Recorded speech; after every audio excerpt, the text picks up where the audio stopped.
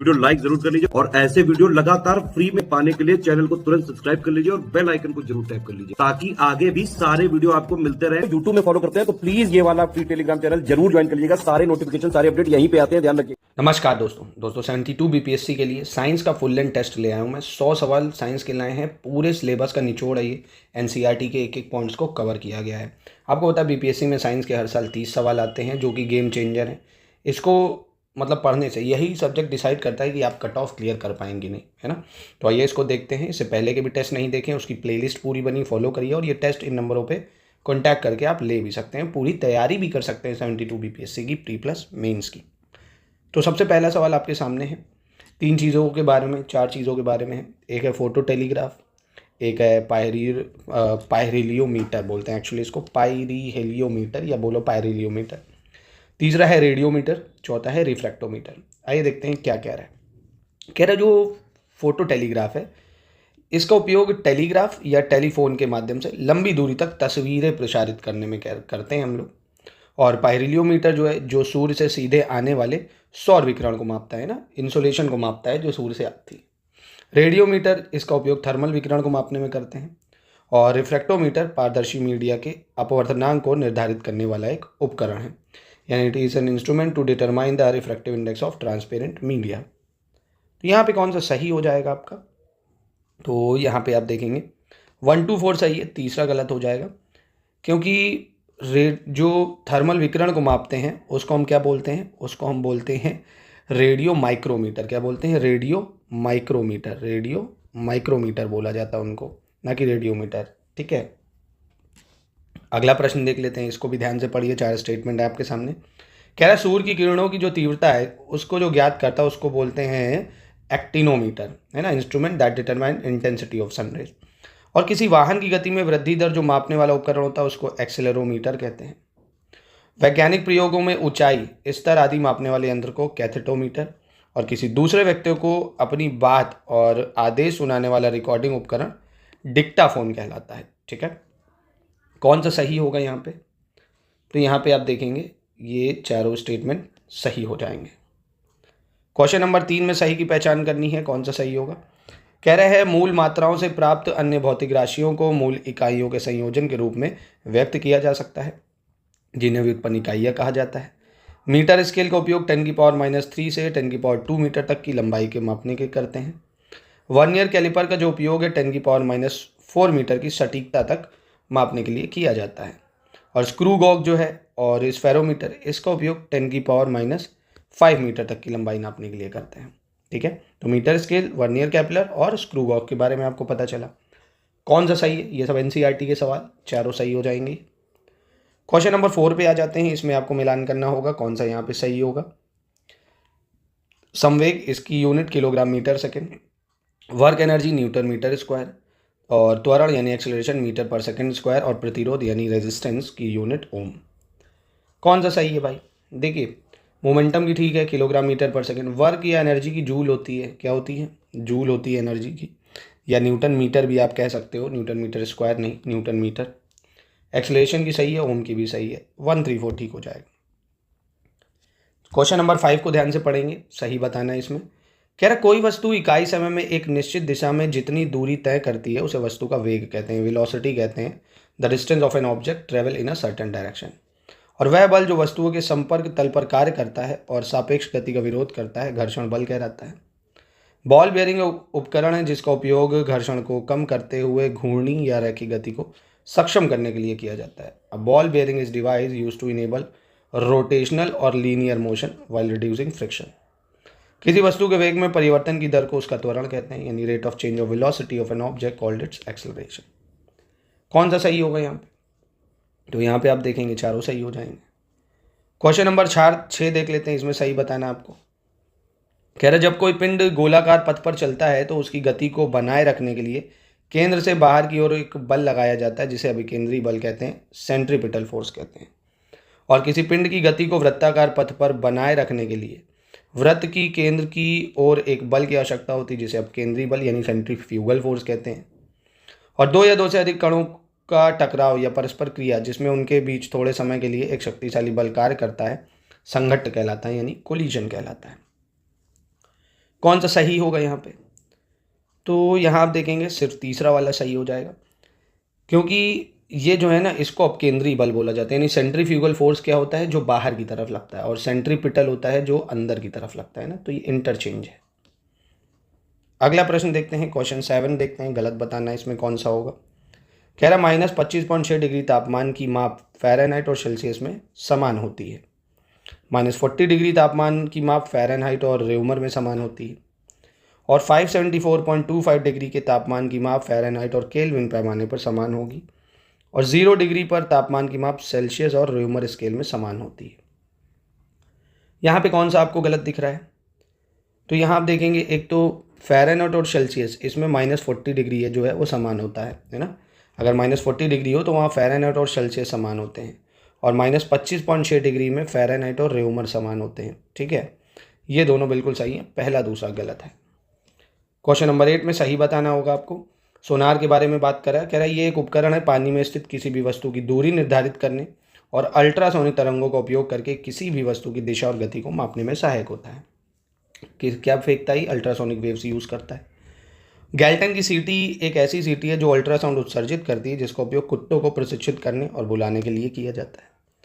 हृदय की छवि जो है हृदय के विभिन्न हिस्सों से अल्ट्रासाउंड को प्रतिबिंबित करके बनाई जाती है। इस तकनीक को इकोकार्डियोग्राफी टेस्ट के नाम से जाना जाता है। क्या बोलते हैं? इकोकार्डियोग्राफी। तो यहाँ तीनों स्टेटमेंट बिल्कुल सही हो जाएंगे। ठीक है, चलिए क्वेश्चन नंबर 9 देख लेते हैं। 9 में सही की पहचान करनी है। धातुओं के अतिरिक्त कुछ द्रवों एवं गैसों में भी विद्युत चालन होता है। धातुओं में विद्युत चालन इलेक्ट्रॉनों की गति के कारण होता है, और कुछ पदार्थ ऐसे होते हैं जिनकी विद्युत चालकता अचालक की तुलना में बहुत अधिक होती है, लेकिन चालकों की तुलना में बहुत कम होती है। इन्हें अर्धचालक बोलते हैं, यानी सेमीकंडक्टर बोलते हैं। जिन पदार्थों में मुक्त इलेक्ट्रॉनों की संख्या बहुत कम या शून्य होती है, उनमें आवेश का प्रवाह संभव नहीं होता, और वे पदार्थ विद्युत के कुचालक हो जाते हैं। यहाँ पे कौन सा सही हो जाएगा? तो यहाँ पे आपको तीनों सही देखने को मिलेंगे। क्वेश्चन नंबर 10 देखते हैं, इसमें सही की पहचान करनी है। कैपेसिटर की बात कर रहे हैं। कैपेसिटर केवल प्रत्यावर्ती धारा संकेतों को पारित करने की अनुमति देते हैं, और चार्ज होने पर दिष्ट धारा संकेतों को अवरुद्ध देते हैं, यानी अलाउ करते हैं एसी करंट सिग्नल को टू पास एंड ब्लॉक कर देते हैं डायरेक्ट करंट को। कैपेसिटर का उपयोग विद्युत ऊर्जा को संग्रहित करने के लिए किया जाता है, और यदि किसी पदार्थ का एक आयाम नैनो रेंज तक कम किया जाए, तब अन्य दो आयाम समान रहें, तो प्राप्त संरचना को क्वांटम वेल कहा जाता है। और वहीं बायोट-सेवर्ट का जो नियम है, एक समीकरण है जो एक तार में प्रवाहित विद्युत धारा द्वारा उत्पन्न चुंबकीय क्षेत्र का प्रतिनिधित्व करता है। यानी बायो-सेवर्ट लॉ जो है is an equation that represent the magnetic field produced by an electric current flowing in a wire. तो यहाँ पे आप देखेंगे कौन सा सही है, तो चारों यहाँ पे भी आपको सही देखने को मिलेंगे। क्वेश्चन नंबर 11 देखते हैं, सही की पहचान करनी है आपको। रबर मोल्ड का जो उपयोग है नियोडीमियम मिश्र धातु के निर्माण में किया जाता है, और इस प्रक्रिया को आइसोस्टैटिक प्रेसिंग के रूप में जाना जाता है। यानी rubber moulds are used in the manufacturing of neodymium alloy and the process is known as isostatic pressing. Lenz के नियम के अनुसार जो प्रेरित धारा की दिशा है ना, यानी the direction of induce current, हमेशा ऐसी होती है कि यह उस कारण का विरोध करती है जिससे उसकी उत्पत्ति होती है। अवरत विकिरण का उपयोग रात्रि दृष्टि के लिए किया जाता है, और इसका उपयोग सुरक्षा कैमरों में किया जाता है। यानी infrared radiation is used for night vision and is used in security cameras. तो यहाँ पे कौन सा सही है? तो यहाँ पे भी तीनों करेक्ट हो जाएंगे, है ना। देखिए, अगर आपका दोस्तों ये नहीं स्ट्रॉन्ग है तो एक बार आप SCS की लिस्टिंग से इसको पढ़ लीजिए, है ना। SCS की लिस्टिंग से पढ़ लीजिए, सिलेक्शन मटेरियल SCS का लेके, उससे आप पूरा कवर कर लेंगे। अगर NCERT कर रहे हैं तो आप 9-10 की NCERT को अच्छे से करें, 11-12 की नहीं करनी है, 9-10 की अच्छे से कर सकते हैं। उन्हीं में से आपके ये सारे प्रश्न कवर हो जाएंगे। फिर क्वेश्चन नंबर 12 देख लेते हैं, इसमें सही बताना है। फर्मी लेवल किसी ठोस के भीतर सबसे कम मजबूती से बंधे इलेक्ट्रॉनों की ऊर्जा का माप होता है। प्रकाश की कारण प्रकृति के उपयोग और फोटो इलेक्ट्रिक उत्सर्जन को समझाने के लिए किया जा सकता है। फोटो इलेक्ट्रिक प्रभाव विकिरण की क्वांटम प्रकृति को सिद्ध करता है, और गीजर काउंटर एक प्रकार का कण डिटेक्टर है जो आयनकारी विकिरण को मापता है। तो यहाँ पे कौन सा सही होगा? तो यहाँ पे चारों सही हो जाएंगे आपके। क्वेश्चन नंबर 13 में सही बताना है आपको कौन सा सही होगा। एक आदर्श कठोर पिंड वह पिंड है जिसके कणों के बीच बल लगाने पर भी दूरी नहीं बदलती है। ठीक है, यानी आइडियल रिजिड बॉडी क्या है? A body whose particle do not change the distance even when force is applied. और किसी भरे हुए वाहन को चलाने के लिए, उसे चालू रखने के लिए आवश्यकता से अधिक बल लगाना पड़ता है, क्योंकि एक बार वाहन गति में आ जाए तो घर्षण कम हो जाता है। और वहीं तुल्यकाली जो उपग्रह है, पृथ्वी के केंद्र से लगभग 4.22 × 10⁴ किलोमीटर की दूरी पर एक गोलाकार कक्षा में भूमध्य रेखीय विमान में चलते हैं। और किसी पदार्थ की विद्युत प्रतिरोधकता जो है उस पदार्थ की विद्युत धारा के प्रवाह का विरोध करने की क्षमता को प्रकट करती है।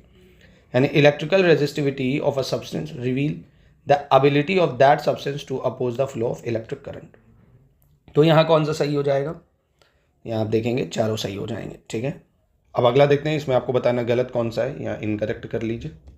कह रहा है ट्रैकिंग ट्रांसमीटर और रिसीवर जो है इसकी सहायता से डॉपलर ट्रैकिंग के माध्यम से हम लोग जो कृत्रिम उपग्रह हैं, आर्टिफिशियल सैटेलाइट है, उनको पृथ्वी से स्पष्ट रूप से हम लोग ट्रैक कर सकते हैं।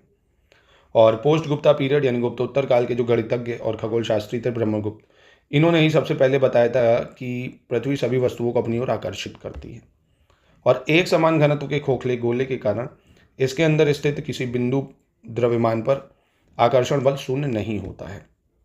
तो यहाँ गलत कौन सा हो जाएगा? तो यहाँ तीसरा गलत है, क्योंकि आकर्षण बल शून्य हो जाता है ना, नहीं शून्य हो जाता है। क्वेश्चन 15 देख लेते हैं, सही बताना है आपको। ऊष्मा ऊर्जा एक रूप है, ऊष्मा जो है ऊर्जा का एक रूप है जो किसी पिंड तथा उसके परिवर्ती माध्यम के बीच उनमें तापांतर के कारण प्रवाहित होती है। और जब ऊपरी और निचले फलकों के समानांतर दो बल लगाए जाते हैं तो ठोस शरीर इस तरह विकृत हो जाता है कि ऊपरी फलक निचली फलक के सापेक्ष एक तरफ विस्थापित हो जाती है। When two forces are applied parallel to the upper and lower faces, the solid body is deformed in such a way that the upper face is displaced to the side. किसी प्रत्यास्थ वस्तु की लंबाई में परिवर्तन उस पर आरोपित बल के समानुपाती होता है, प्रतिबल विकृति के समानुपाती होता है। यानी कह रहा है length of an elastic object is proportional to the force applied on it और stretch is proportional to strain. यहाँ पे कौन सा सही है? तो यहाँ पे तीनों सही हो जाएंगे आपके। ठीक है, क्वेश्चन नंबर 16 देख लेते हैं क्या कह रहा है। क्वेश्चन नंबर 16 कह रहा है थर्मसों में उपयोग किए जाने वाले कांच या स्टील पर चांदी की परत चढ़ाकर पेय पदार्थ को गर्म करते हैं हम लोग। और टोस्टर जो है इंफ्रारेड विकिरण का उपयोग करता है और संवहन विधि द्वारा ब्रेड को टोस्ट करता है, यानी कन्वेक्शन मेथड से ब्रेड को क्या करता है, रोस्ट करता है और यूज़ करता है इंफ्रारेड रेडिएशन। एथिलीन ग्लाइकॉल का उपयोग जो है स्वचालित इंजनों में हिमरोधी के रूप में किया जाता है। और कृष्ण विवर अनंत घनत्व का एक द्रव्यमान से भरा पिंड है जो प्रकाश को प्रतिबिंबित करने में असमर्थता के कारण अदृश्य है। यानी a black hole is a mass filled body of infinite density which is invisible due to its inability to reflect light. तो यहाँ पे सही कौन सा है? तो यहाँ चारों सही। 17 देख लेते हैं, इसमें आपको सही की पहचान करनी है। आर्द्रता कम होने पर वायु में ध्वनि की गति बढ़ जाती है, क्योंकि आर्द्रता बढ़ने पर वायु का घनत्व कम हो जाता है। यानी ह्यूमिडिटी जब डिक्रीज होती है तो स्पीड ऑफ साउंड जो एयर में वो बढ़ जाता है। ऊनी रेशे एक विशेष प्रकार के प्रोटीन से बने होते हैं, लेकिन इन रेशों के बीच मौजूद हवा के कारण ऊष्मा चालन होता है, कह रहे हैं। यानी वूवल एंड फाइबर जो है स्पेशल टाइप ऑफ प्रोटीन से बनते हैं। प्रेशर कुकर आदि जैसे खाना पकाने के बर्तनों में लकड़ी या एबोनॉइड के हैंडल का उपयोग किया जाता है ताकि जो वो है वो ऊष्मा का कुचा लगे, गर्म ना हो जल्दी। तो यहाँ कौन सा सही है? तो यहाँ दूसरा तीसरा सिर्फ सही है, क्योंकि अगर आर्द्रता बढ़ेगी, ह्यूमिडिटी बढ़ेगी, है ना, तो ध्वनि की गति तो बढ़ेगी। ध्वनि की गति क्या हो जाएगी? बढ़ जाएगी, है ना। अगर आर्द्रता बढ़ेगी, ना कि कम होगी। आर्द्रता कम होने पर नहीं, ह्यूमिडिटी अगर बढ़ेगी, है ना, ह्यूमिडिटी अगर इंक्रीज होगी तो ध्वनि की गति बढ़ जाती है। ठीक है, ये आपको याद रखना है, क्योंकि भाई सिंपल है, आर्द्रता बढ़ने पर वायु का घनत्व कम हो जाता है। अगला क्वेश्चन नंबर 18, इसमें सही पहचानना है, कौन सा सही होगा आपका। कह रहा है जब तरल पदार्थों को गर्म किया जाता है तो उनका आयतन जो है यानी वॉल्यूम बढ़ जाता है, लेकिन घनत्व कम हो जाता है। लेकिन पानी का व्यवहार जो है 0 से 4 डिग्री सेल्सियस के बीच बिल्कुल विपरीत होता है, जिसको एनोमोलस ऑफ वाटर आपने पढ़ा होगा। जब झील के तल से, अरे ये भी पढ़ा होगा ना कि चाहे ऊपर जितना पानी जम जाए मछलियाँ जिंदा रहती हैं, इसी कारण से जब झील के तल से हवा का बुलबुला ऊपर उठने लगता है तो नीचे की तुलना में ऊपर जो है दबाव कम होने लगता है, जिससे हवा के बुलबुले का आयतन जो है वो बढ़ जाता है। यंग प्रत्यास्थता गुणांक यानी यंग मॉड्यूल्स की बात कर रहे हैं, और अपरूपण गुणांक केवल ठोस पदार्थों के लिए प्रासंगिक है। ऐसा इसलिए क्योंकि केवल ठोसों की लंबाई और आकार होता है। तो यहाँ पे कौन सा सही है? तो तीनों सही हो जाएंगे आपके यहाँ। क्वेश्चन नंबर 19 देखते हैं, यहाँ सही की पहचान करनी है। पृथ्वी के वायुमंडल में अपवर्तन के कारण तारे टिमटिमाते दिखाई देते हैं। सामान्य प्रकाश में रखी कोई वस्तु उस प्रकाश के रंग की प्रतीत होती है जिसे वह परावर्तन या अपवर्तन के माध्यम से हमारी आंखों तक भेजती है। और जब भी प्रतिबिंब वास्तविक होगा तो वह उल्टा होगा तथा यदि प्रतिबिंब आभासी होगा तो वह सीधा होगा। जब उत्तल दर्पण को पानी में डुबोया जाता है तो उसकी फोकस दूरी बढ़ जाती है ना। When a convex mirror is immersed in water it's focal length increase. कौन सा सही है भाई? तो यहाँ पहला, दूसरा, तीसरा सही है, चौथा गलत हो जाएगा। क्यों? क्योंकि उत्तल दर्पण नहीं, ये अवतल दर्पण होना चाहिए था, है ना। कॉनकेव मिरर जो है, when concave mirror is immersed in water it's focal length increase. Question 20 देखते हैं, इसमें सही की पहचान करनी है। कह रहा है शुद्ध हीरा दृश्य प्रकाश संचारित करता है और स्पष्ट रंगीन क्रिस्टल के रूप में दिखाई देता है। ऑप्टिकल फाइबर कांच या प्लास्टिक से बने बेहद पतले बेलनाकार खोखले ट्यूब होते हैं जो प्रकाश के पूर्ण आंतरिक प्रतिबिंब के सिद्धांत पर कार्य करते हैं। सीडी प्लेयर में उपयोग किया जाने वाला लेंस पराबैंगनी लेजर प्रकाश उत्सर्जित करता है जो सीडी के चमकदार सतह से परावर्तित होता है और ध्वनि उत्पन्न करता है। वहीं लेजर जो है एक उपकरण है जो विद्युत चुम्बकीय विकिरण के उत्तेजित उत्सर्जन के आधार पर ऑप्टिकल परिवर्धन की प्रक्रिया के माध्यम से प्रकाश उत्सर्जित करता है। ध्यान से पढ़िए सही कौन सा है, चारों आपको यहाँ सही दिख जाएंगे। अगला देखते हैं, इसमें भी सही की पहचान करनी है। कह रहा है मनुष्य में जो सुनने की क्षमता है तीक्ष्णता 1/16 सेकंड होती है और मनुष्य की दृष्टि 1/10 सेकंड। हेड मिरर का उपयोग डॉक्टर जो है कान, नाक और गले की जांच के लिए करते हैं और यह एक छोटे छेद वाला अवतल दर्पण है। कह रहे हैं सफेद रंग पूरी तरह से प्रकाश को परिवर्तित करता है यानी रिफ्लेक्ट करता है जिसके कारण बहुत कम मात्रा में ऊष्मा अवशोषित होती है। तो यहाँ पे सही कौन सा हो जाएगा? तो आप देखेंगे यहाँ पे सही हो जाएगा 2, 3, क्योंकि मनुष्यों की जो सुनने की तीक्ष्णता है वो 1/10 होती है और देखने की 1/16 होती है ना। कितनी होती है? Threshold of hearing of human 1/10 second और persistence of human vision is 1/16 second. Question 22 में आ जाते हैं, इसमें सही बताना है आपको कौन सा सही होगा। ध्यान से एक बार स्टेटमेंट को देखिए। कह रहा है श्रव्य संकेतों को प्रसारित करने के लिए आवृत्ति मॉड्यूलन तकनीक का उपयोग किया जाता है। इस तकनीक के माध्यम से प्रसारित सिग्नल किसी भी प्रकार के शोर और विरूपण से मुक्त होता है। यानी फ्रीक्वेंसी मॉड्यूलेशन तकनीक की बात कर रहा है। It is use to transmit audio signal. The signal transmitted through this technology are free from any kind of noise and distortion.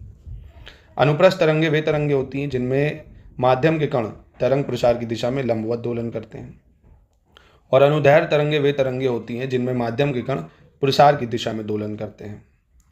Television प्रसारण में ध्वनि प्रसारण के लिए आयाम मॉड्यूलेशन का उपयोग किया जाता है। यहाँ पे कौन सा सही हो जाएगा? तो यहाँ आप देखेंगे 1, 2, 3 सही है, 4 गलत है, क्योंकि टेलीविजन प्रसारण जो होता है इसमें ध्वनि प्रसारण के लिए हम लोग यूज़ करते हैं आवृत्ति मॉड्यूलेशन यानी फ्रीक्वेंसी मॉड्यूलेशन, ना कि एम्पलीट्यूड मॉड्यूलेशन। ठीक है, चलिए अगला देखते हैं। कह रहा है परमाणु रिएक्टर में न्यूट्रॉन को धीमा करने के लिए कार्बन और ग्रेफाइट जैसे मंदकों का उपयोग किया जाता है। विखंडन से न्यूट्रॉन की जो गति है वो बहुत अधिक होती है और श्रृंखला प्रतिक्रिया को बनाए रखने के लिए इसे संयम द्वारा बहुत धीमा किया जाता है ना, रिस्ट्रेन के द्वारा। कह रहा आरओ द्वारा अलवणीकरण के लिए असामटिक झिल्ली के उपयोग की आवश्यकता होती है और पराशरण दबाव के ऊपर जितना अधिक दबाव लगाया जाएगा झिल्लियों में ताजे पानी के परिवहन की दर उतनी ही अधिक होगी। यानी desalination by RO require the use of osmotic membrane. The greater the pressure applied above the osmotic pressure, the greater the rate of transport of fresh water. Transformer को एक निष्क्रिय विद्युत उपकरण के रूप में परिभाषित किया जाता है जो पारस्परिक प्रेरण की प्रक्रिया के माध्यम से विद्युत ऊर्जा को एक सर्किट से दूसरे सर्किट में स्थानांतरित करता है।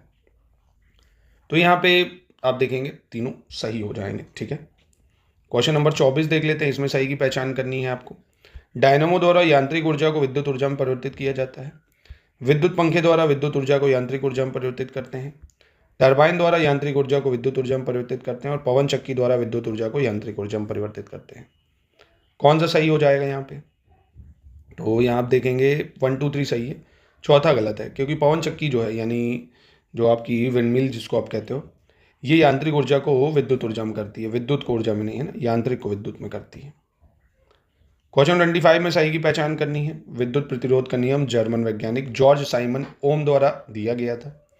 प्रकाश के कण सिद्धांत का प्रतिपादन क्रिश्चियन हाइगेंस ने किया था। यानी जो प्रैक्टिस है, the practical theory of light was propounded bye Christian Huygens.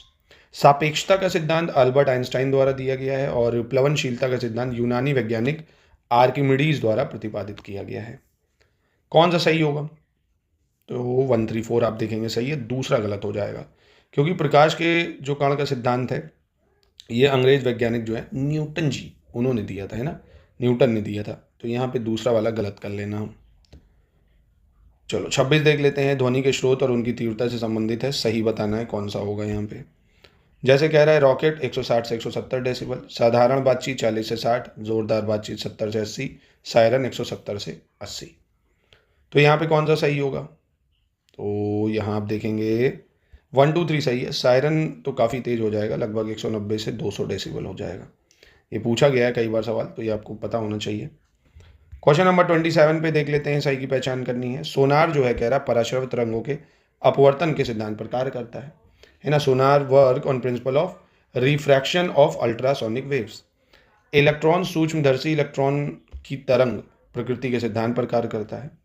विद्युत जनरेटर फैराडे के विद्युत चुम्बकीय प्रेरण के सिद्धांत पर कार्य करता है और वायुयान बर्नौली के द्रव गतिकी के सिद्धांत पर, यानी एयरक्राफ्ट वर्क करता है on Bernoulli principle of fluid dynamics. तो यहाँ कौन सा सही है? तो यहाँ 2 3 4 सही है, पहला गलत हो जाएगा, क्योंकि सोनार जो है पराश्रव तरंगों के परावर्तन के सिद्धांत पर काम करता है, अपवर्तन नहीं, किस पे? परावर्तन, है ना, यहाँ होना चाहिए परावर्तन। क्वेश्चन 28 देख लेते हैं, यहाँ सही की पहचान करनी है। यंत्र और आविष्कारक, जैसे विद्युत ट्रांसफार्मर है, माइक्रोमीटर है, गैस इंजन और बैरोमीटर है। कौन सा यहाँ सही हो जाएगा? जैसे विद्युत ट्रांसफार्मर ऑटो टिटुस ब्लाथी, ठीक है। ये माइक्रोमीटर की बात करें विलियम गैस कोजिन, ये भी सही हो जाएगा। गैस इंजन की खोज जो है विल्मर डेयर ने करी थी, विल्हेम डेमलर ने। नाम ऐसे हैं कि याद करना बड़ा मुश्किल हो जाता है, विल्हेम डेमलर। बैरोमीटर का बात करें अगर, तो इसकी खोज किसने करी? टॉरिसेली। इतना ही याद रख लो, इवॉन गैलिस्टा भूल जाओगे, टॉरिसेली याद रख लो, ठीक है। तो यहाँ कौन सा सही हो गया भाई? आपका 1 और 2 सिर्फ। क्वेश्चन 29 में आपको सही की पहचान करनी है, कौन सा यहाँ पे सही होगा। जब गहरे समुद्र की मछलियों को समुद्र की सतह पर लाया जाता है तो उनका शरीर गहरा फट जाता है। ऐसा इसलिए क्योंकि उनके शरीर में खून बहुत अधिक दबाव में बहता है ना, प्रेशर ज़्यादा पड़ जाता है। ऑटोमोबाइल में अवतल दर्पण का उपयोग पीछे देखने वाले दर्पण के रूप में करते हैं, हम लोग कह रहे हैं। और पराशरण के कारण नमक के पानी में अचार बनाने पर कच्चे आम सिकुड़ जाते हैं, क्योंकि पानी जो है अर्ध पारगम्य झिल्ली के माध्यम से उच्च सांद्रता से कम सांद्रता की ओर बहता है भाई। यानी कह रहा है raw mango shrink when pickled in salt water due to osmosis as water flow from higher concentration to lower concentration. तो यहाँ कौन सा सही होगा? तो यहाँ पे आप देखेंगे 1 3 सही है, दूसरा गलत हो जाएगा, क्योंकि हम लोग जो रियर व्यू मिरर यूज़ करते हैं वो आपका कौन सा होता है? कॉन्वेक्स होता है ना। कॉन्वेक्स मिरर यूज़ करते हैं कार्स में as a rear view mirror, ठीक है। कौन सा? कॉन्वेक्स। और दोस्तों हमारे 71st बीपीएससी मेंस के कंप्लीट तैयारी के लिए मेंस की हमारे पेड ग्रुप चल रहे हैं, जिनको आप ज्वाइन कर सकते हो। इसमें आपको पूरी feedback, answer writing, checking, notes सब कुछ मिल जाएगा। हिंदी की भी तैयारी, आंसर राइटिंग, टेस्ट सीरीज, ऐसे की संपूर्ण तैयारी आप कर सकते हो। इन नंबर पर कॉन्टैक्ट करके अधिक जानकारी आप प्राप्त कर सकते हैं या एडमिशन ले सकते हैं। और 72 बीपीएससी की भी प्री प्लस मेंस की पूरी तैयारी घर बैठे की जा सकती है, संपूर्ण स्टडी मटेरियल के साथ। Selection material, video classes, test, quiz, संपूर्ण तैयारी एक ही जगह से आप कर सकते हैं। अगला प्रश्न क्वेश्चन नंबर 30 की बात करते हैं, सही बताना है। जब किसी कांच की छड़ को कह रहा भाप में रखा जाता है तो उसकी लंबाई के साथ साथ चौड़ाई भी बढ़ती है। और पाइक्नोक्लाइन एक जल निकाय में घनत्व प्रवणता का प्रतिनिधित्व करता है। हेलोक्लाइन एक जल निकाय में लवणता प्रवणता का प्रतिनिधित्व करता है। थर्मोक्लाइन पानी या हवा के शरीर में गहराई के साथ तेजी से तापमान परिवर्तन का प्रतिनिधित्व करता है। कौन सा सही होगा यहाँ पे? तो यहाँ आप देखेंगे चारों सही हो जाएंगे, ठीक है। क्वेश्चन 31 देखते हैं, इसमें सही की पहचान करनी है। सोडियम मिट्टी के तेल में रखा जाने वाला तत्व है। क्लोरीन सबसे अधिक विद्युत ऋणात्मक है, यानी मोस्ट इलेक्ट्रोनेगेटिव है। सीजियम सर्वाधिक क्रियाशील धात्विक तत्व है और चांदी विद्युत का सर्वोत्तम चालक है। तो यहाँ कौन सा सही हो जाएगा? तो यहाँ आप देखेंगे 1 3 4 सही है, दूसरा गलत है। क्यों? फ्लोरीन सबसे अधिक विद्युत ऋणात्मक है, क्लोरीन नहीं। यहाँ क्या होना चाहिए था? फ्लोरीन होना चाहिए था, फ्लोरीन, ठीक है। चलो क्वेश्चन नंबर 32 देख लेते हैं, सही की पहचान करनी है। 1898 में मैरी क्यूरी और उनके पति पियरे क्यूरी ने रेडियो एक्टिव तत्व पोलेनियम की खोज करी थी। रेडियो एक्टिवता का गुण जो है प्रायः भारी नाभिकों में पाया जाता है, क्योंकि भारी नाभिक स्थायी होते हैं। नाभिक का द्रव्यमान प्रोटॉनों और न्यूट्रॉनों के कारण तथा नाभिक का धनावेश केवल प्रोटॉन के कारण होता है। रेडियो एक्टिवता की खोज हेनरी बैकुरल ने 1896 में करी थी। कौन सा सही होगा यहाँ पे आपका? तो 134 यहाँ सही होगा, दूसरा गलत हो जाएगा। दूसरा गलत क्यों है? क्योंकि रेडियो एक्टिवता का गुण जो है आप देखेंगे भारी नाभिक में होता है, क्योंकि भारी नाभिक अस्थायी होते हैं, स्थायी नहीं। भारी नाभिक कैसे होते हैं? अनस्टेबल होते हैं। 33 नंबर पे आ जाते हैं, सही की पहचान करनी है, कौन सा सही होगा? किसी तत्व के समभारिकों में प्रोटॉन की जो संख्या है वो समान होती है, यानी जो आइसोबार्स है उसमें नंबर ऑफ प्रोटॉन सेम होते हैं, बट न्यूट्रॉन अलग होते हैं। समान परमाणु द्रव्यमान लेकिन भिन्न परमाणु संख्या वाले परमाणु समस्थानिक होते हैं, यानी आइसोटोप्स होते हैं, जिसमें atoms of same atomic mass but different atomic number. घोल और विलायक के प्रति इकाई आयतन या प्रति इकाई द्रव्यमान में मौजूद विलय की मात्रा को रसायन विज्ञान में घोल की सांद्रता के रूप में जाना जाता है। तो यहाँ कौन सा सही है? तो यहाँ आप देखेंगे सिर्फ सी वाला सही है। क्यों? पहला गलत क्यों है? क्योंकि आइसोटोप जो होते हैं, क्या आइसोटोप, इसमें आप देखते हैं नंबर ऑफ प्रोटॉन जो होते हैं वो सेम होते हैं, बट नंबर ऑफ न्यूट्रॉन्स अलग होते हैं, है ना। यहाँ आइसोबार नहीं, आइसोटोप होना चाहिए था, और यहाँ आइसोबार होना चाहिए था। ठीक है। 34 में सही की पहचान करनी है, आपको सही बताना है। किसी पृथक गैसीय परमाणु के बाहरी आवरण से एक इलेक्ट्रॉन को अलग करने के लिए आवश्यक जो ऊर्जा होती है उसी को परमाणु की आयनन ऊर्जा बोलते हैं, यानी आयनाइजेशन एनर्जी बोलते हैं। और किसी तटस्थ पृथक गैसीय परमाणु में एक इलेक्ट्रॉन जोड़ने से निकलने वाली ऊर्जा को उस परमाणु की इलेक्ट्रॉन बंधुता कहते हैं। ड्यूट्रियम के ऑक्साइड को भारी जल कहा जाता है, और भारी जल की खोज जो है 1932 में HC उरे और EW वॉशबॉर्न ने की थी। और वहीं जल की कठोरता उसमें घुले कैल्शियम और magnesium bicarbonate, fluoride, sulphate, nitrate आदि के लवणों के कारण होती है। कौन सा सही हो जाएगा यहाँ पे? तो यहाँ 1 2 3 सही है, 4 गलत हो जाएगा। क्योंकि जल की कठोरता की बात करें और उसे घुले कैल्शियम, मैग्नीशियम और बाइकार्बोनेट है, और फ्लोराइड नहीं होता है भाई, सल्फेट है, नाइट्रेट है ना, फ्लोराइड नहीं होगा। तो इसलिए 1 2 3 सही है। 35 में भी सही की पहचान करनी है, कौन सा सही है? कह रहा किसी चालक के तापमान में परिवर्तन के कारण उसमें विभव में परिवर्तन होता है, इस घटना को थॉमसन प्रभाव कहते हैं। वायु या रासायनिक पदार्थों द्वारा धातुओं के विनाश को संचारण कहा जाता है। बॉयल का नियम समदाबी परिस्थितियों के तहत आयतन और परमताप के बीच का संबंध को दर्शाता है। और डाल्टन के आंशिक दबाव के नियम के अनुसार अक्रिय गैसों के मिश्रण का जो कुल दबाव है उनके आंशिक दबाव के योग के बराबर होता है। यानी according to Dalton's law of partial pressure, the total pressure of mixture of inert gas is equal to the sum of their partial pressure। तो यहाँ कौन सा सही होगा? तो यहाँ पहला, दूसरा, चौथा सही है, तीसरा गलत हो जाएगा आपका। क्यों?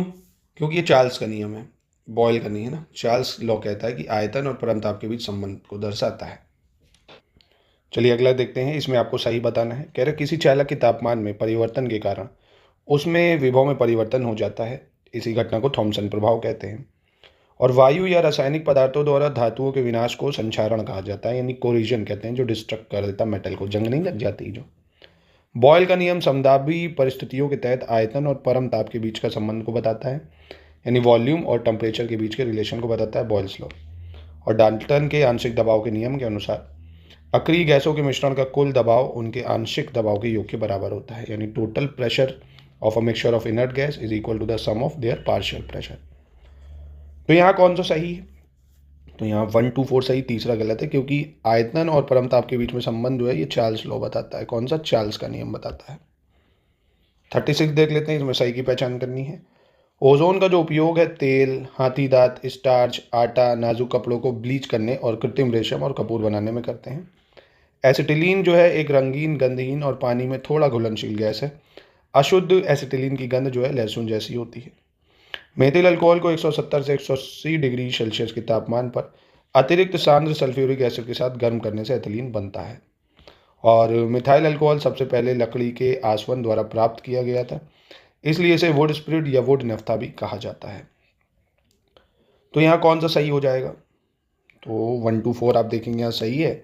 मेथिल अल्कोहल नहीं, जो एथिल अल्कोहल होता है, एथिल अल्कोहल है ना, उसको 170 से 80 डिग्री तापमान पर जो है हम लोग SO2 यानी SO2 कह रहा हूँ, H2SO4 सल्फ्यूरिक एसिड के साथ गर्म करने से एथिलीन बनता है। 37 नंबर देखते हैं, इसमें सही बताना होगा कौन सा सही है। निम्नलिखित में से मिथाइल अल्कोहल के उपयोग के संबंध में कौन सा सही है? यानी पेंट, वार्निश और सेल्यूलाइड, चमड़ा आदि को घोलने के लिए, मोटर इंजनों के लिए ईंधन के रूप में, रंगों, इत्र, दवाइयों आदि के औद्योगिक निर्माण में, कार्बाइड लैंपों में प्रदीपक गैसों के रूप में। तो कौन सा सही है? तो यहाँ आप देखेंगे 1 2 3 सही है, चौथा गलत हो जाएगा, है ना। कार्बाइड लैंपों में प्रदीपक के रूप में नहीं यूज़ करते हैं इसको। उसमें हम लोग कार्बाइड लैंपों में अगर बात करें तो एसिटिलीन है ना, इसका उपयोग करते हैं। 38 की बात करते हैं, सही की बात करते हैं, मतलब 38 में आपको बताना होगा कौन सा सही है, ठीक है। पॉलीटेट्राफ्लोरोएथिलीन या टेफ्लॉन, इसका उपयोग नॉन स्टिक बर्तन, गैस्ट्रिक आदि के रूप में करते हैं। नायलॉन 66 का उपयोग रेशे, प्लास्टिक, टायर कार्ड और रस्सियाँ बनाने में करते हैं। केवलर का उपयोग गोली रोधक परिधान बनाने में करते हैं। और टैक्सोल का उपयोग कैंसर रोधी पदार्थ के रूप में किया जाता है। तो कौन सा सही है भाई यहाँ? तो यहाँ आप देखेंगे 134 सही है, बी ऑप्शन 2 जो है वो गलत हो जाएगा। क्यों? क्योंकि नायलॉन 66 नहीं, नायलॉन 6 जो है सिर्फ उसका उपयोग करा जाता है ना, नायलॉन 6 का। चलिए क्वेश्चन नंबर 39 देख लेते हैं, इसमें सही बताना होगा। मैग्नीशियम हाइड्रोक्साइड का उपयोग बर्तनों को चमकाने के लिए करते हैं।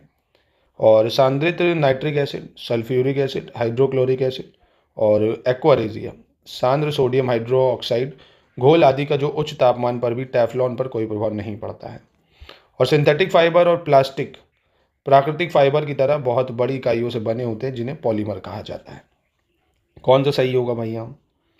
तो यहाँ आप देखेंगे 2 3 सही है, पहला गलत हो जाएगा। क्योंकि मैग्नीशियम हाइड्रोक्साइड नहीं, जिंक ऑक्साइड का उपयोग करते हैं बर्तन चमकाने में। किसका उपयोग करते हैं? जिंक ऑक्साइड का, ठीक है। किसका करते हैं? जिंक ऑक्साइड का। क्वेश्चन नंबर 40 में आपको गलत की पहचान करनी है, कौन सा गलत होगा भैया?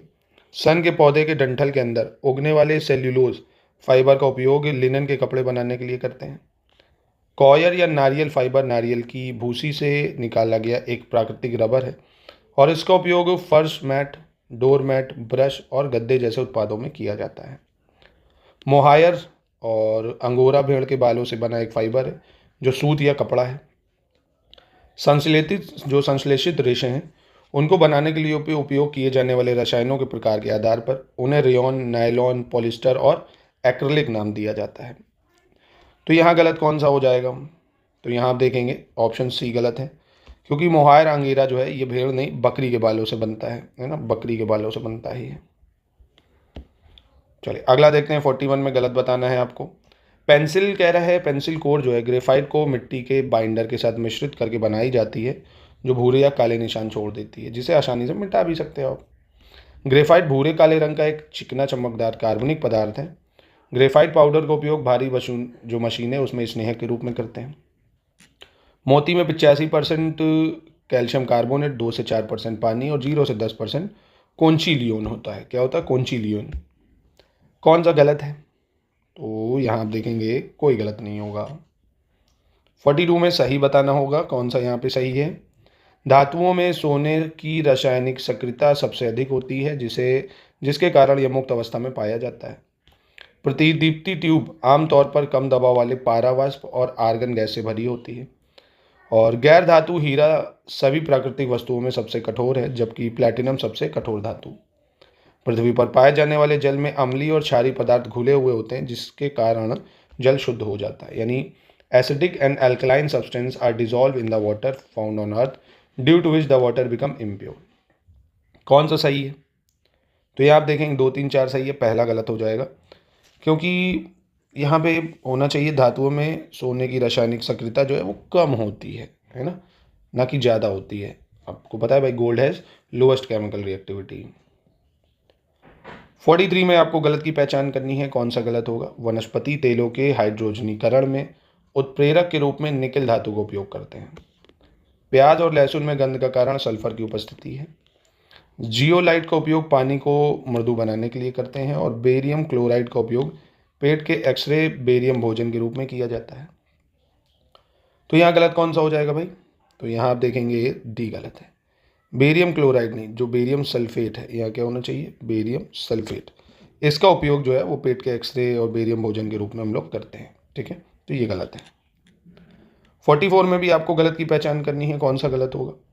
कह रहा है जंग मुक्त लोहा बनाने के लिए क्रोमियम को लोहे के साथ मिलाया जाता है जिससे स्टेनलेस स्टील नामक एक मिश्र धातु बनती है। जब पारा किसी धातु के साथ मिलकर मिश्र धातु बनाता है तो उसे अमेलगम कहा जाता है और दांतों के छिद्रों में चांदी के पारे का मिश्रण भरा होता है।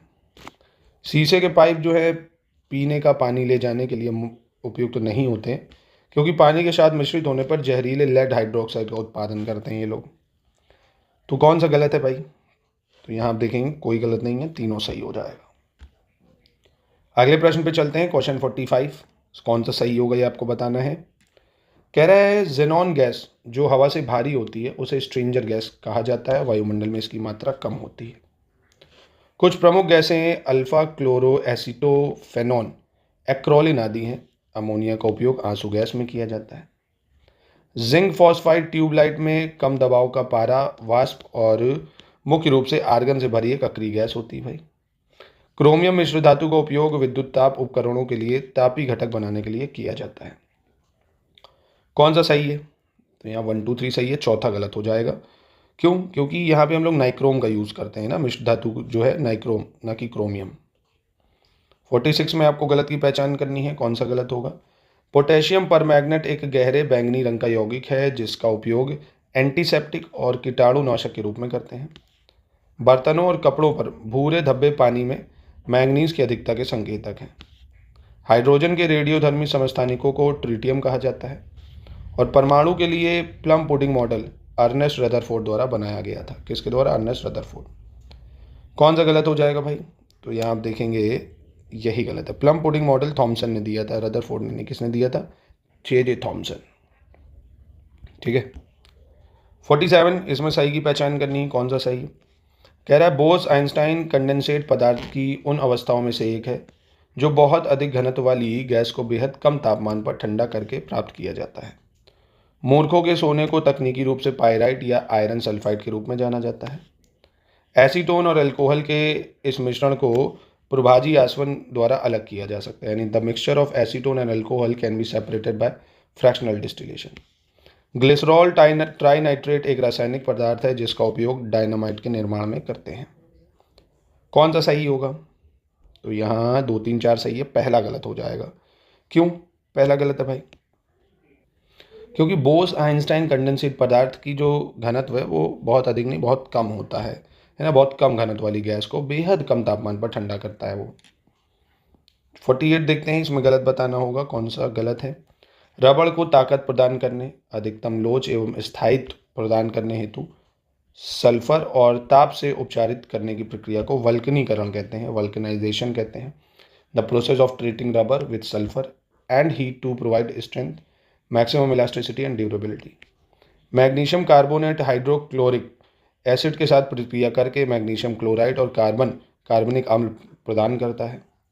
समताप मंडल का निचला हिस्सा क्षोभ मंडल के ठीक ऊपर पानी और कार्बन डाइऑक्साइड प्रदान करने के लिए कार्बनिक अम्लों को विघटित करता है। तो यहाँ कौन सा गलत हो जाएगा? तो यहाँ आप देखेंगे कोई गलत नहीं है। ठीक है।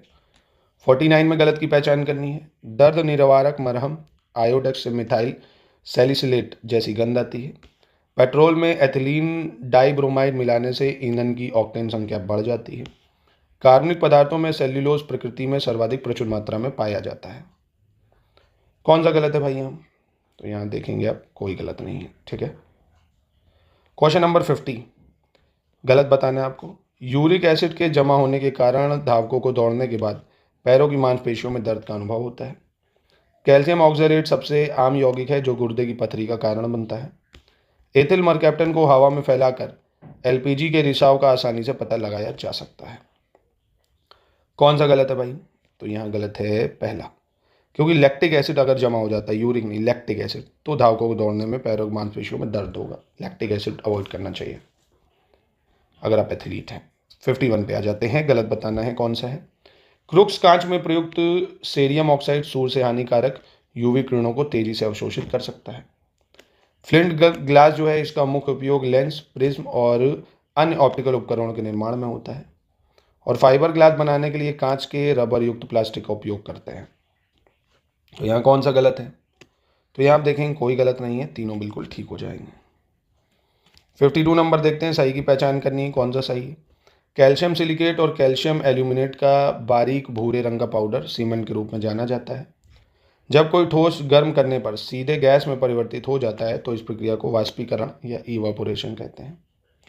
अत्यधिक पसीने को रोकने के लिए घमौरियों के पाउडर में बोरिक एसिड का उपयोग किया जाता है। किसका? बोरिक एसिड का। कौन सा सही है भाई यहाँ पे? तो यहाँ पहला तीसरा सही है, दूसरा गलत हो जाएगा। क्योंकि भाई जब भी आप ठोस को गर्म करोगे वो सीधे गैस में परिवर्तित होता है, तो उसको सब्लिमेशन या ऊर्ध्वपातन कहते हैं, पता होगा आपको। 53 में सही की पहचान करनी है, कौन सा सही है? ऑक्सीजन पृथ्वी पर सबसे प्रचुर मात्रा में पाया जाता है। एल्युमिनियम पृथ्वी पर सबसे प्रचुर मात्रा में पाया जाने वाला धातु तत्व है। ब्रोमीन सबसे शक्तिशाली ऑक्सीकरण तत्व है। ऑस्मियम या इरिडियम सबसे भारी और सर्वाधिक घनत्व वाला तत्व है। तो यहाँ आप देखेंगे 1 2 4 सही है, तीसरा गलत है, क्योंकि सबसे शक्तिशाली ऑक्सीकरण तत्व जो है वो फ्लोरीन है, ना कि ब्रोमीन। क्या है? फ्लोरीन। ठीक है। 54 देख लेते हैं। निम्नलिखित में से कैल्शियम के अयस्कों का चयन करना है भाई, है ना। कैल्शियम की ओर्स कौन कौन सी हैं? लाइमस्टोन, कैल्साइट, लाइमोनाइट या फ्लड्सपर। तो कैल्शियम की ओर कौन कौन सी हो जाएंगी? हो जाएंगी आपकी लाइमस्टोन है, कैल्साइट है और फ्लड्सपर है। लिमोनाइट नहीं होगी। लिमोनाइट की अगर बात करें तो ये किसकी ओर होती है भाई? अगर आप लाइमोनाइट की बात करें तो ये आयरन ओर की होती है, आयरन की, है ना, लोहे की होती है। यानी 1 2 4 सही है। 55 देखते हैं, इसमें गलत बताना होगा, कौन सा गलत होगा। कह रहा है मैग्नीशियम का उपयोग हवाई जहाज और जहाज बनाने में करते हैं। एल्युमिनियम ब्रॉन्ज का उपयोग बर्तन, मुद्राएं, आभूषण, पेंट बनाने में। और कॉन्स्टेंटिन जो है इसका उपयोग तापमान माप के लिए क्रोम कॉन्स्टेंटिन या आयरन कॉन्स्टेंटिन थर्मोकपल के निर्माण में करते हैं।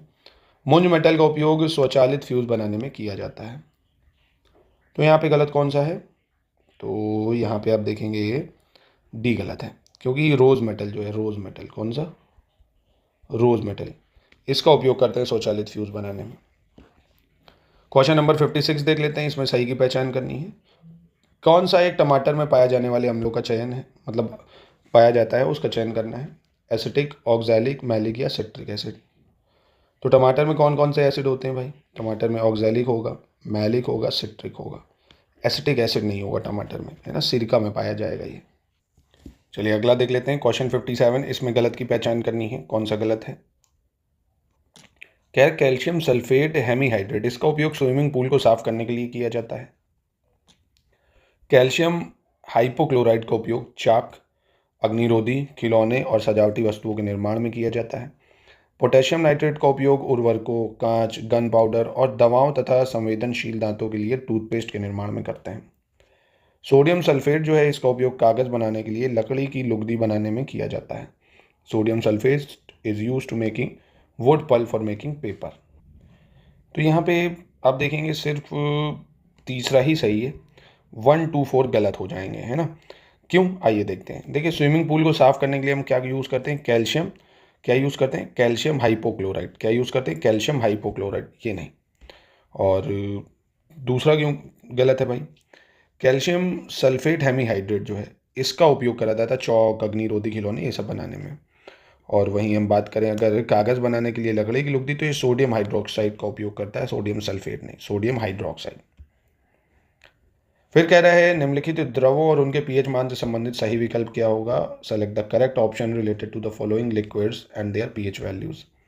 ह्यूमन ब्लड का 5, ब्लैक कॉफ़ी, लाइम वाटर और ह्यूमन मस्कस। कौन सा इसमें से सही होगा ये बताना है। तो देखिए ह्यूमन ब्लड की अगर बात करें तो वो 7.4 होता है, क्योंकि बेसिक होता है ह्यूमन ब्लड। और ब्लैक कॉफ़ी की अगर बात करें तो थोड़ी एसिडिक होगी, 5 होगा। लाइम वाटर ठीक है, मैच कर रहा है। ह्यूमन म्यूकस की बात करें अगर, श्लेष्मा की मानो श्लेष्मा, तो 6.4 होता है। ठीक है। 59 देख लेते हैं, सही बताना होगा। कह रहा है नाइट्रोबेंजीन का उपयोग ट्राई नाइट्रोबेंजीन नामक विस्फोटक के निर्माण में करते हैं। और डाई क्लोरोमेथेन का उपयोग एरोसोल स्प्रे प्रणोदक के रूप में करते हैं। मेथाइल आइसोसाइनेट गैस का उपयोग रबड़ और गोंद के निर्माण में किया जाता है। तो यहाँ सही कौन सा है? तो यहाँ आप देखेंगे तीनों स्टेटमेंट ठीक हो जाएंगी। दोस्तों आप बीपीएससी पेड ग्रुप की भी जानकारी अगर आप लेना चाहते हैं तो आप इन नंबरों पे कांटेक्ट करके हमारे 71 बीपीएससी के मेंस के प्रोग्राम को ज्वाइन कर सकते हैं और 72 बीपीएससी प्री प्लस मेंस की पूरी तैयारी भी कर सकते हैं। ठीक है, इन नंबरों पे कांटेक्ट करके आप जानकारी प्राप्त कर सकते हैं। 60 में आपको सही की पहचान करनी है, कौन सा सही होगा। पारदर्शी साबुन को पारदर्शी बनाने के लिए इसमें उच्च तापमान पर एथिल अल्कोहल मिलाया जाता है। कपड़े धोने का साबुन कपड़ों से ग्रीस, ठोस कण, कार्बनिक पदार्थ, धूल आदि को हटाने के लिए इसमें सोडियम सिलिकेट, बोरेक्स है, सोडियम कार्बोनेट है और सोडियम रोसिनेट मिलाते हैं। शेविंग साबुन में अधिक झाग बनाने के लिए इसमें रेजिन नामक गोंद भी मिलाया जाता है। तो यहाँ कौन सा सही है? तो यहाँ तीनों सही हो जाएंगे।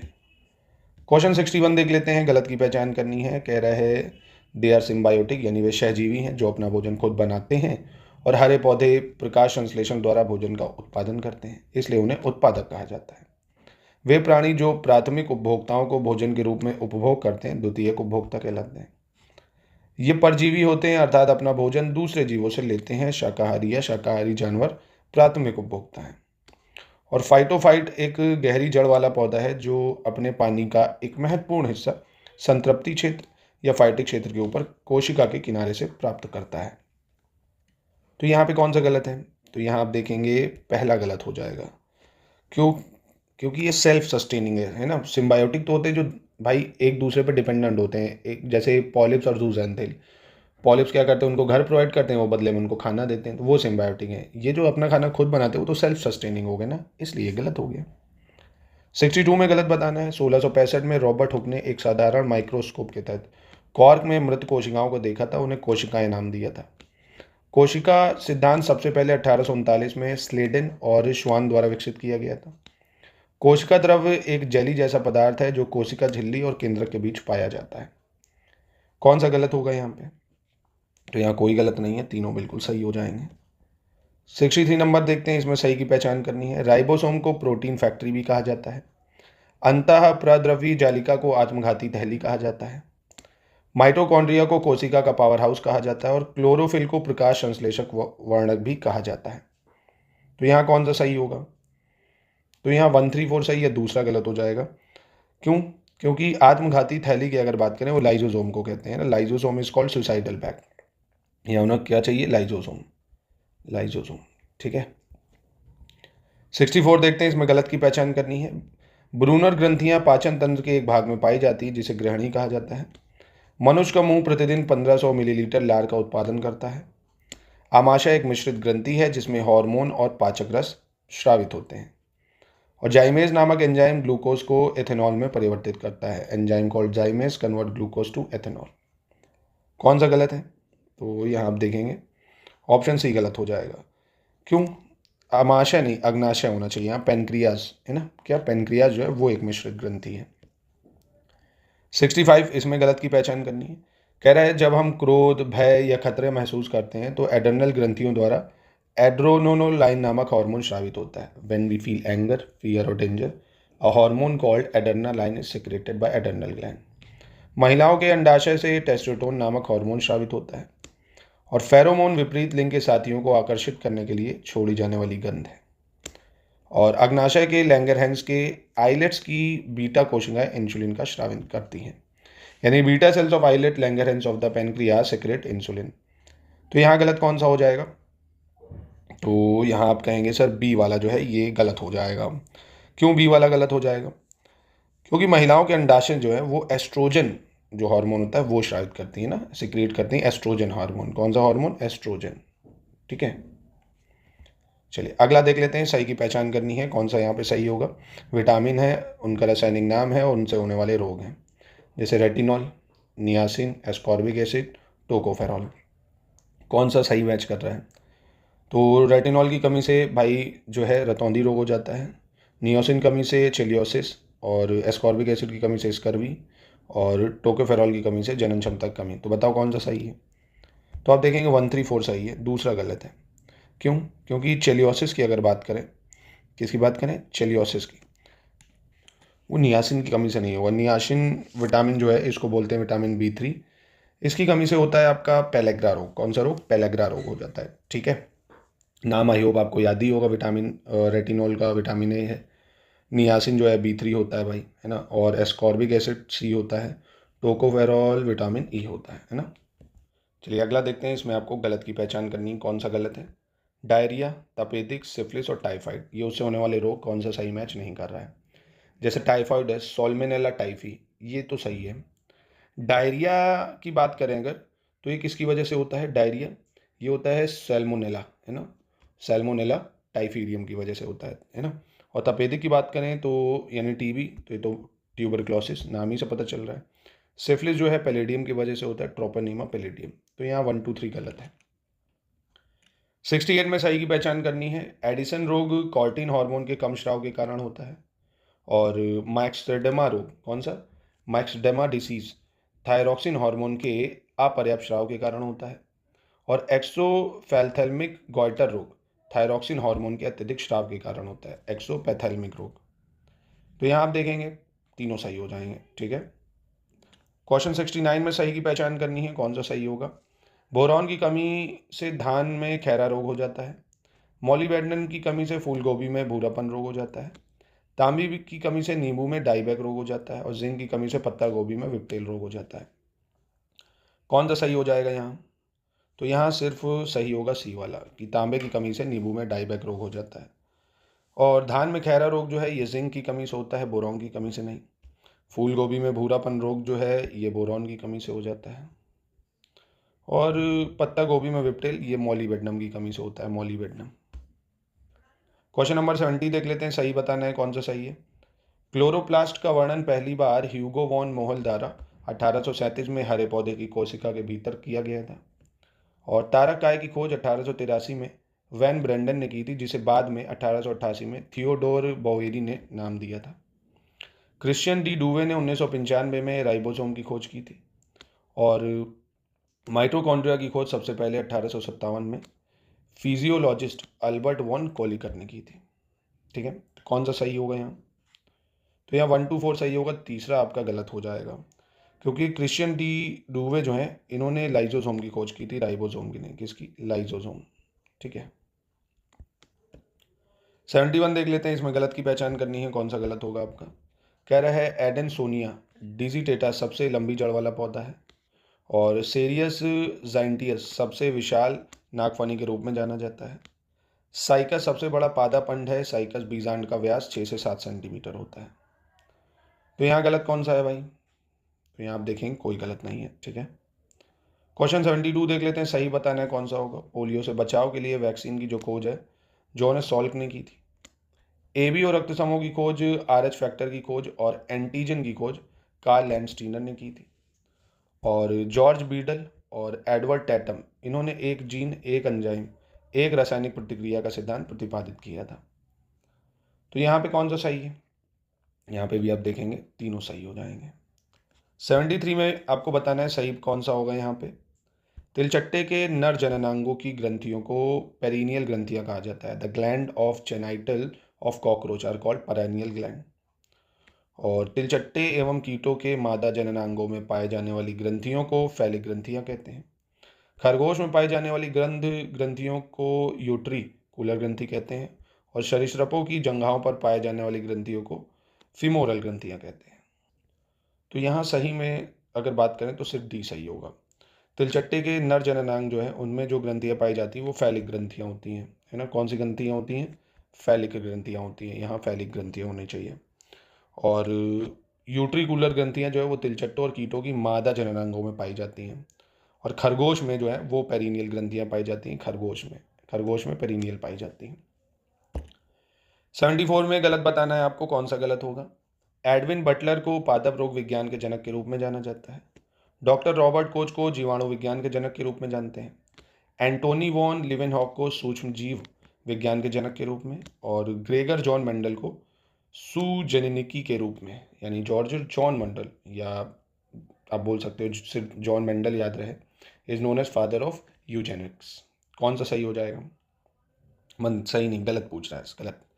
तो यही गलत है, option D. George John Mendel father of genetics बोलते हैं इनको, फादर ऑफ जेनेटिक्स, है ना, फादर ऑफ जेनेटिक्स बोला जाता है इनको। 75 में गलत की पहचान करनी है, कौन सा गलत है। घोंघे के संवर्धन संबंधी अध्ययन हेलीकल्चर के अंतर्गत किया जाता है। कृषि उत्पादन में वृद्धि हेतु केचुआ पालन संबंधी अध्ययन वर्मीकल्चर कहलाता है। वृक्षों तथा झाड़ियों की कृषि संबंधी अध्ययन ऑर्बिकल्चर के अंतर्गत होती है।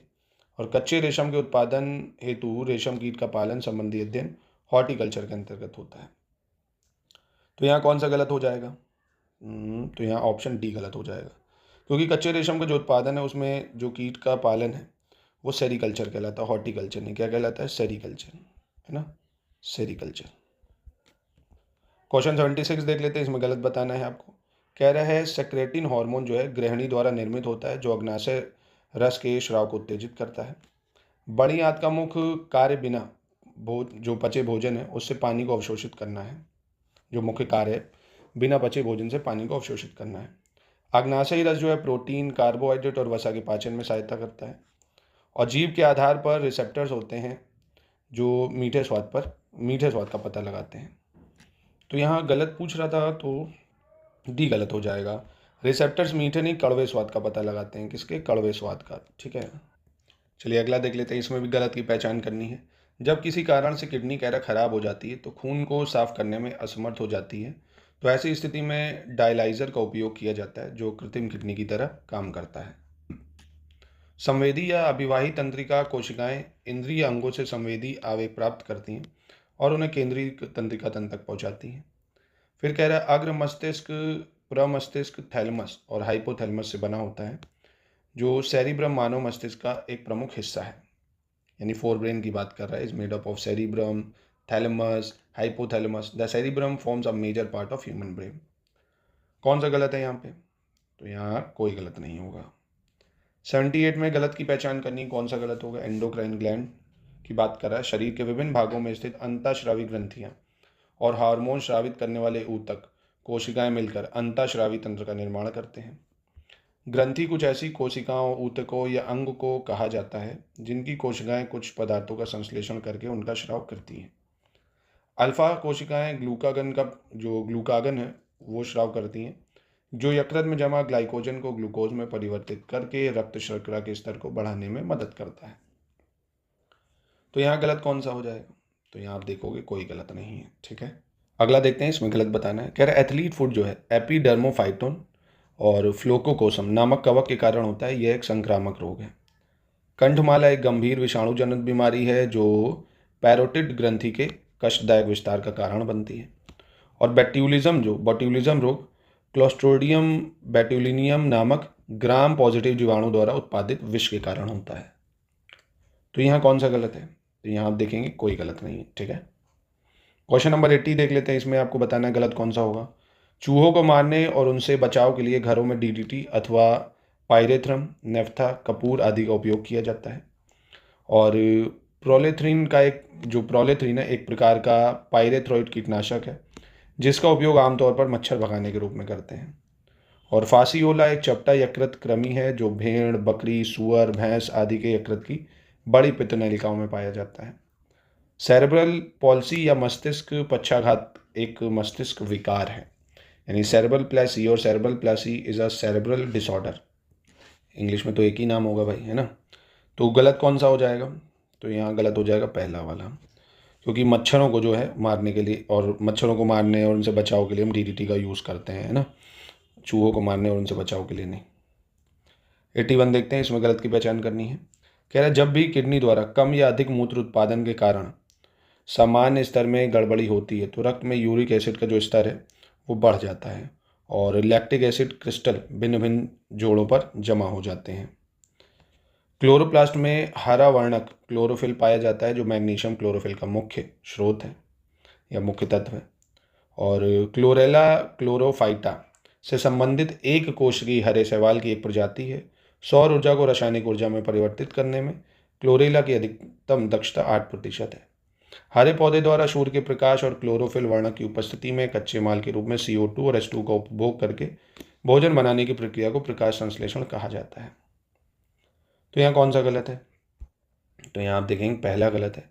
लैक्टिक एसिड के क्रिस्टल जो है जमा नहीं होते हैं, यूरिक एसिड के क्रिस्टल जो है वो जमा हो जाते हैं किडनी में, है ना। चलिए अगला देख लेते हैं 82। इसमें आपको सही बताना है कौन सा सही है। कह रहा है the word hormone stimulating substance was first used by Starling in the year 1906। यानी उत्तेजक पदार्थ के रूप में हार्मोन शब्द का प्रयोग जो है सबसे पहले 1906 में स्टर्लिंग ने किया था। जब पौधे मिट्टी से जल और कार्बनिक तत्व प्राप्त करते हैं तो मिट्टी में कार्बनिक तत्व खनिजों के रूप में मौजूद होते हैं। फ्लोएम का मुख्य कार्य कह रहा है अवशोषित जल एवं खनिज लवणों को पौधों के विभिन्न भागों तक पहुंचाना है। जाइलम का जो मुख्य कार्य है पौधे के हरे भागों में उत्पन्न होने वाले खाद्य पदार्थों को अन्य भागों में स्थानांतरित करना है। तो यहाँ सही कौन सा है? तो यहाँ सिर्फ पहला आपका सही हो जाएगा, है ना। क्योंकि जब पौधे मिट्टी से जल और अकार्बनिक पदार्थ तत्व, है ना, कार्बनिक नहीं अकार्बनिक पदार्थ तत्व लेते हैं तो अकार्बनिक तत्व खनिज के रूप में मौजूद होते हैं। दूसरा जाइलम का काम है जल और खनिज लवणों को अवशोषित करना, और फ्लोएम का काम है पौधों के हरे भागों में उत्पन्न होने वाले खाद्य पदार्थों के भागों में स्थानांतरित करना। चलिए अगला देख लेते हैं, इसमें गलत की पहचान करनी है, कौन सा गलत होगा। अमर बेल की बात कर रहे हैं। पूर्णतः स्तंभाकार परजीवी जिम्नोस्पर्म पौधा है जिसका तना पतला, कमजोर एवं पीले रंग का होता है। केसर एक मसाला है जो इरिडेसी कुल के पौधे क्रोकस सेटाइवस के फूल की वर्तिका और वर्तिकाग्र से प्राप्त होता है। और भिंडी के पौधे का जो वानस्पतिक नाम है वो क्या है, एबेल मॉस्कुलस एस्कुलेंटेस। नाम थोड़ा टफ होगा, फिर से देख लो, एबेल मॉस्कुलस एस्कुलेंटेस। इसका पूरा भाग खाया जाता है। तो यहाँ कौन सा गलत हो जाएगा, तो यहाँ कोई गलत नहीं होगा। 84 में गलत की पहचान करनी है। कह रहे सन, पटसन तथा जूट के तनों से रेशा प्राप्त किया जाता है, जबकि कपास फलों में स्थित बीजों के बीज आवरण से जुड़े रेशों से प्राप्त होता है। मलेरिया के उपचार के लिए कुनैन एक प्रमुख औषधि है जो सिंकोना नामक आवृत बीजी पौधे की छाल से प्राप्त की जाती है। और कॉर्क ओक नामक पेड़ की छाल से प्राप्त होता है जिसका वनस्पतिक नाम कॉर्कस सूबर है। तो यहाँ कौन सा गलत है, तो यहाँ कोई गलत नहीं होगा। क्वेश्चन 85, निम्नलिखित में से कौन सा एक बायोडिग्रेडेबल प्रदूषकों के उदाहरणों में से एक नहीं है, कह रहा है। जानवरों की हड्डी, सिंथेटिक फाइबर, पॉलीथीन या कीटनाशक। तो कौन नहीं है भाई बायोडिग्रेडेबल प्रदूषकों के उदाहरण में से एक, तो एक हो गया आपका सिंथेटिक फाइबर, पॉलीथीन, कीटनाशक, है ना। ये बायोडिग्रेडेबल नहीं है, ये वैसे के वैसे ही बने रहेंगे अर्थ के में, मतलब धरती पे कहीं भी फेंक दोगे। 86 में सही बताना है, कौन सा सही है। चूहे, कह रहा है, बिना पानी पिए लंबे समय तक जीवित रह सकता है। यह अनुकूलनशीलता उसकी किडनी की विशेष संरचना और कार्यप्रणाली के कारण होता है। फिर कह रहा है मोती वास्तव में पिकटेंडा या पर्ल ऑयस्टर मोलस्का संकेत जीवों द्वारा प्राप्त किए जाते हैं। फॉस्फेट, शर्करा और नाइट्रोजनस बेस न्यूक्लियोटाइड के 3 घटक हैं, कह रहे हैं। डीएनए डबल हेलिक्स संरचना की खोज जो है जेम्स वॉटसन और फ्रांसिस क्रीक ने की थी। यहाँ कौन सा सही हो जाएगा, तो यहाँ आप 2, 3, 4 देखेंगे सही है। चूहा नहीं है, कंगारू की बात कर रही है, यहाँ कंगारू होना चाहिए था। 87 में गलत की पहचान करनी, कौन सा गलत है, कह रहा है रूट प्रेशर और ट्रांसपिरेशन पुल के कारण पानी के अणु जड़ों के कॉर्टिकल कोशिकाओं में पानी के प्रवेश करते हैं। प्रकाश संश्लेषण के दौरान उत्पन्न ग्लूकोज में ऑक्सीजन वायुमंडल में मौजूद कार्बन डाइऑक्साइड से आती है। हृदय जिस निकटतम अंग को ऑक्सीजन युक्त रक्त की आपूर्ति करता है वह हृदय ही है। और वह धमनी जो एक अंग से प्रारंभ होकर हृदय तक ना पहुंचकर दूसरे अंग में समाप्त होती है वो हेप्टिक पोर्टल धमनी कहलाती है। भाई कौन सा गलत है, तो यहाँ पे गलत की बात करें तो आपका ऑप्शन डी गलत हो जाएगा, क्योंकि ये धमनी नहीं सिरा होना चाहिए यहाँ पे ना, या क्या होना चाहिए, सिरा। चलिए अगला देखते हैं क्वेश्चन 88, इसमें गलत की पहचान करनी है। रेटिना की शंकु कोशिकाएं और उनके वर्णक आयोडोप्सिन प्रकाशमय वातावरण में सक्रिय होते हैं। ग्लूकागन का मुख्य कार्य यकृत में संग्रहित ग्लाइकोजन के ग्लूकोज में टूटने को प्रोत्साहित करना है। अस्थि मज्जा को लाल रक्त कोशिकाओं का कब्रिस्तान भी कहा जाता है, यानी bone marrow is called graveyard of red blood cells. और लिगामेंट वह संयोजी ऊतक है जो एक हड्डी को दूसरी हड्डी से जोड़ता है, कह रहा है। तो यहाँ पे कौन सा गलत हो जाएगा, तो यहाँ गलत हो जाएगा सी वाला, अस्थि मज्जा नहीं, प्लीहा। प्लीहा मतलब इंग्लिश में इसको क्या बोलते हैं, spleen. Spleen is the graveyard of red blood cells, ठीक है, तो ये होना चाहिए गलत। 89 में गलत की पहचान करनी है। मानव शरीर का सबसे कठोर भाग दांत का दंत वल्क है और यह दांत के शीर्ष पर बहुत सख्त, सफेद और चमकदार होता है। कैल्शियम, फास्फोरस और फ्लोरीन हड्डी और दांतों के निर्माण और उसकी मजबूती के लिए आवश्यक है। लाल रक्त कोशिकाओं में मौजूद हीमोग्लोबिन प्रोटीन जो है ऑक्सीजन के वाहक के रूप में इसे शरीर के विभिन्न अंगों के ऊतकों तक पहुंचाने का काम करता है। तो यहाँ कौन सा गलत हो जाएगा, तो यहाँ आप देखेंगे ऑप्शन सी गलत है, मतलब कोई गलत नहीं है, ठीक है। क्वेश्चन 90 में आपको सही बताना होगा कौन सा सही है। कह रहा कार्बन डाइऑक्साइड की अधिकतम मात्रा रक्त में बाइकार्बोनेट के रूप में शरीर में स्थानांतरित होती है, शेष कार्बोक्सी हीमोग्लोबिन के रूप में स्थानांतरित होती है। प्रति घन मिलीमीटर रक्त में लगभग 5000 से 11000 श्वेत रक्त कोशिकाएं होती हैं। इसमें सबसे अधिक संख्या में न्यूट्रोफिल और सबसे कम में बेसोफिल होते हैं। फिटकरी एक रंगीन क्रिस्टलीय पदार्थ है। फिटकरी में मौजूद एल्युमिनियम आयनों की उच्च जमावट शक्ति के कारण इसका उपयोग रक्त प्रवाह को रोकने के लिए किया जाता है। तो यहाँ कौन सा सही है? तीनों सही हो जाएंगे यार, ठीक है। चलिए, और दोस्तों हमारे पेड ग्रुप की जानकारी अगेन मैं आपको अगर दे दूं तो इस नंबरों पे कांटेक्ट करके आप ले सकते हैं। हमारे 71st बीपीएससी मेंस के पेड ग्रुप भी चल रहे हैं, answer writing, checking, feedback, proper guidance के साथ, और 72 बीपीएससी पी प्लस मेंस पूरी तैयारी आप कर सकते हैं। अधिक जानकारी के लिए आप इन नंबर पर कॉन्टैक्ट कर सकते हैं एडमिशन लेने के लिए। अब गलत बताना है। हाइपोथैलेमस कह रहा है अग्र मस्तिष्क का भाग है और यह भूख, प्यास, प्रेम, घृणा, तृप्ति और तापमान को नियंत्रित करता है। और वही सेरिबेलम मस्तिष्क का सबसे बड़ा भाग है और यह स्वैच्छिक क्रियाओं, स्मृति क्षमता आदि को नियंत्रित करता है। मानव के पश्च मस्तिष्क या रोम्बस फेलोन में मस्तिष्क पुच्छ या मेडुला ऑब्लेंगोटा शामिल है, जिसे अक्सर मोड्यूला कहा जाता है, यानी द ह्यूमन हिंड ब्रेन और rhombencephalon include the brain tail और medulla oblongata which is often called the medulla. तो यहाँ पे गलत कौन सा हो जाएगा? तो यहाँ पहला तीसरा गलत हो जाएगा, क्योंकि देखिए गलत की बात करें तो पहला तीसरा गलत है। नहीं, गलत क्यों है यार, ये तो सही है। यहाँ आप ऐसा करो, करेक्ट कर लो कि कौन सा करेक्ट है। तो पहला तीसरा करेक्ट है। ये सेरिबेलम नहीं है, सेरिब्रम है ना, आपको पता होगा सेरिब्रम, ये लार्जेस्ट पार्ट है ह्यूमन ब्रेन का, ठीक है। तो इसको करेक्ट कर लेना। अगला देखते हैं 92, इसमें गलत की पहचान करनी है, कौन सा गलत है कह रहा है। अब इसमें कह रहा है कॉफ़ी, चाय, विस्की के सेवन से शरीर में जो एडीएच हार्मोन है वो बढ़ जाता है। वैसोप्रेसिन या एडीएच की अधिकता के कारण मूत्र गाढ़ा हो जाता है, खून पतला हो जाता है, जिससे रक्तचाप बढ़ जाता है, यानी जो ब्लड प्रेशर है वो बढ़ जाता है। और अधिवृक्क ग्रंथि से स्रावित होने वाले हार्मोन को लड़ो या उड़ो हार्मोन कहते हैं, यानी hormone secreted from adrenal gland is also called fight और फ्लाइट हार्मोन। शिशुओं में जठर रस में रेनिन नामक पाचक एंजाइम होता है, किंतु वयस्कों में इसका अभाव होता है कह रहा है। तो यहाँ गलत अगर आपकी बात करूँ मैं, गलत कौन सा है? तो पहला गलत हो जाएगा, क्योंकि कॉफ़ी, चाय, विस्की के सेवन से एडीएच हार्मोन की जो मात्रा है वो बढ़ती नहीं है, कम हो जाती है ना, इसीलिए तो फिर बीपी बढ़ने लगता है। अगला है निम्नलिखित में से अनिवार्य अमीनो अम्ल का चयन करना है, कौन सा अमीनो एसिड जो है वो अनिवार्य है, इसेंशियल है। तो एक तो है आपका हिस्टिडीन और आइसोल्यूसिन और फेनिलएलनिन और टायरोसिन, कौन सा सही हो जाएगा इसमें? तो इसमें आप देखेंगे एसेंशियल अमीनो एसिड ये तीनों ही हैं, तो 1 2 3 होगा, टायरोसिन नहीं हो जाएगा, ठीक है। चलिए अगला देख लेते हैं। कह रहा है लिनोलिक एसिड और लिनोलेनिक एसिड मानव स्वास्थ्य के लिए आवश्यक फैटी एसिड है। अल्फा लिनोलिक एसिड एक ओमेगा 3 फैटी एसिड है जो रक्त वाहिकाओं में वसा के संचय को रोकने में सक्षम है, और पौधों के बीजों और फलियों में स्टार्च, एमाइलेज और एमाइलोप्सिन के रूप में मौजूद होता है। तो यहाँ कौन सा गलत हो जाएगा? तो यहाँ आप देखेंगे कोई गलत नहीं होगा, ठीक है। अगला देख लेते हैं। कह रहा है हाइपरमेट्रोपिया या निकटदर्शी दोष ऐसा रोग है जिसमें दूर की वस्तुएं स्पष्ट नहीं, पास की वस्तुएं स्पष्ट दिखती हैं, दूर की नहीं। और दूरदर्शिता है मायोपिया में, दूर की वस्तुएं स्पष्ट दिखती हैं, पास की नहीं दिखती हैं। और दृष्टि वैषम्य से प्रभावित व्यक्ति की जो दृश्यता है वो कम हो जाती है और वह वस्तुओं को ऊपर नीचे तथा दाएं बाएं ठीक से नहीं देख पाता है। तो यहाँ पे कौन सा गलत हो जाएगा? तो यहाँ आप देखेंगे पहला दूसरा गलत है, क्योंकि मायोपिया जो है उसमें क्या होता है, पास की वस्तुएं स्पष्ट दिखती हैं, दूर की नहीं। हाइपरमेट्रोपिया में उल्टा हो जाता है, दूर की वस्तुएं दिखती हैं, पास की धुंधली हो जाती हैं, ठीक है। 96 में गलत की पहचान करनी, कौन सा गलत है? कह रहा दिल का दौरा पड़ने के बाद का पहला घंटा गोल्डन आवर के नाम से जाना जाता है। और रेडियो सोडियम का उपयोग मानव शरीर में रक्त प्रवाह की गति को मापने के लिए करते हैं। और ब्राइट्स रोग को यूरेमिया भी कहा जाता है और यह शरीर में लीवर को प्रभावित करता है। और एनोसोमिया या गंध के प्रति असंवेदनशीलता में व्यक्ति की सूंघने की जो क्षमता है वो नष्ट हो जाती है। तो यहाँ गलत कौन सा हो जाएगा?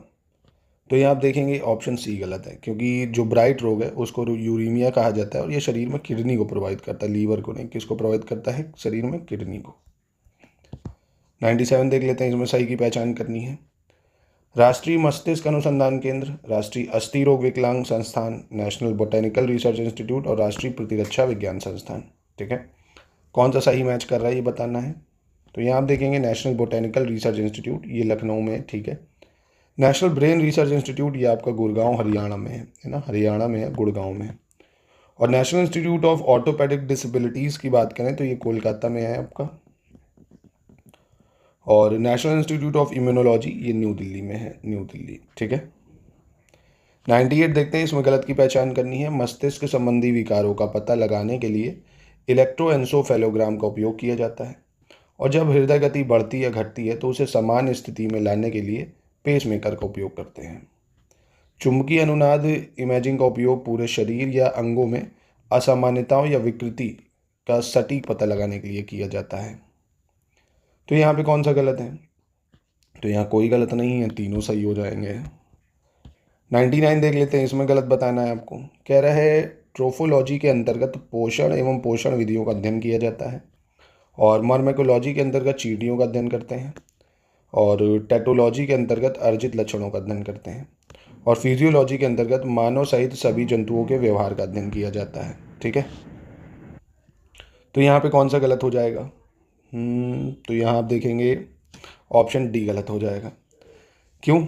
इसमें गलत क्या है? क्योंकि इसको इथोलॉजी बोलते हैं। क्या बोलते हैं? इथोलॉजी। क्या बोलते हैं? इथोलॉजी, है ना।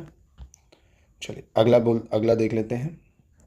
अंतिम सवाल, गलत बताना है इसमें कौन सा गलत होगा। टमाटर का रंग जो है लाल लाइकोपीन के कारण, करेले में कड़वाहट ओलिमेरोसिन के कारण, और एंथोसाइनिन के कारण गाजर लाल होता है, और कैरोटीन के कारण गाजर में नारंगी रंग। भाई दो तरह के गाजर है ना, लाल और नारंगी। तो यहाँ गलत कौन सा हो जाएगा? तो यहाँ केरल कह रहा हूँ, करेले में जो कड़वाहट होती है वो किसकी वजह से होती है? वो होती है मेमोडिरकोसाइट, एलिमेरोसिन नहीं। क्या होती है? डिरकोसाइट, है ना, मेमोडिरकोसाइट की वजह से। ठीक है, तो ये गलत हो जाएगा यहाँ पे। तो यहीं पे करते हैं इसकी समाप्ति। आई होप आपको चीज़ें अच्छी लगी होंगी, और प्लीज़ इसको 2 से 4 बार रिवीजन करिए, चाहे 20-20 क्वेश्चन करके कर लीजिए, महत्वपूर्ण है, रिवीजन हो जाएगा।